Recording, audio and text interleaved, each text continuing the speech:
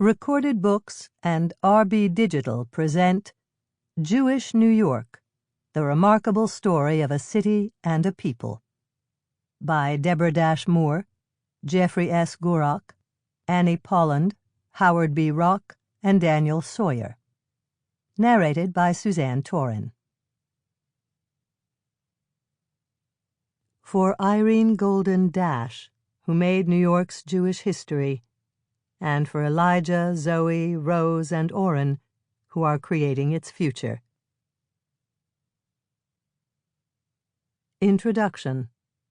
How New York Became a Jewish City.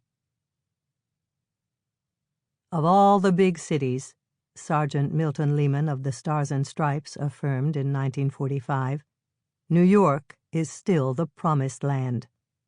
As a returning Jewish GI, Lehman compared New York with European cities.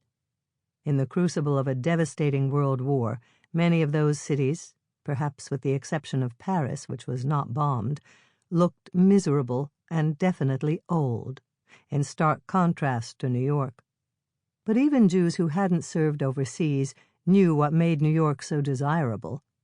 First and foremost was security. Jews could live without fear in New York. Yes, they faced pervasive discrimination and occasional violence from tough and anti-Semitic young men, but in this city of almost 8 million residents, many members of other ethnic and religious groups encountered prejudice. Jews contended with anti-Semitism in the 20th century more than German Protestants or Irish Catholics dealt with bias, perhaps. But the Irish had endured vicious mockery and widespread antagonism in the 19th century, and Jews suffered less than African Americans, Latinos, and Asian New Yorkers. Furthermore, Jews could live freely as Jews. Close to 2 million New York Jews contributed to a pervasive sense of Jewishness in many parts of the city. Their presence helped constitute much of what was distinctive about New York as an American city. In return, New York's size and diversity allowed Jews to understand that there were many ways to be Jewish. The city welcomed Jews in all their variety, rich and poor, religious and radical, bourgeois and bohemian.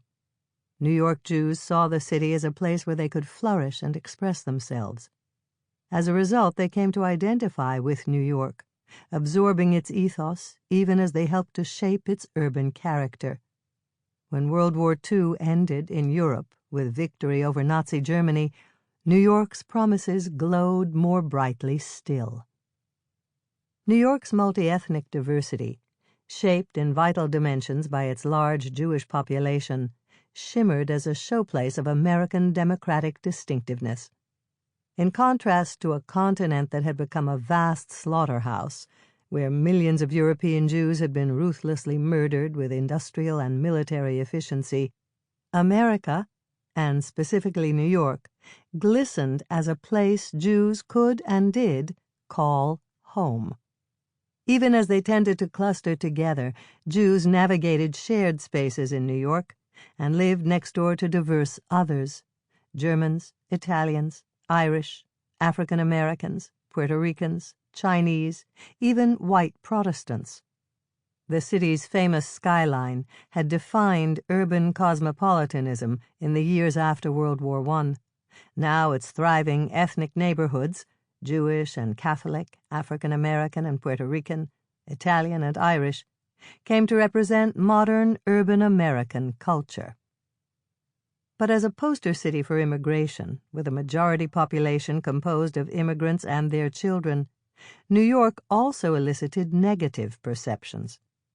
Many people in the United States derided New York as un-American because of its large Jewish and foreign population. Some even pictured it less as dominating the east coast of the United States than as unmoored, located mid-Atlantic, halfway to Europe.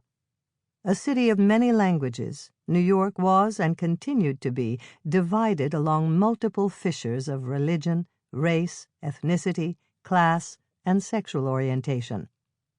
Jews were part of this complex mix. New York City represented more than immigrants.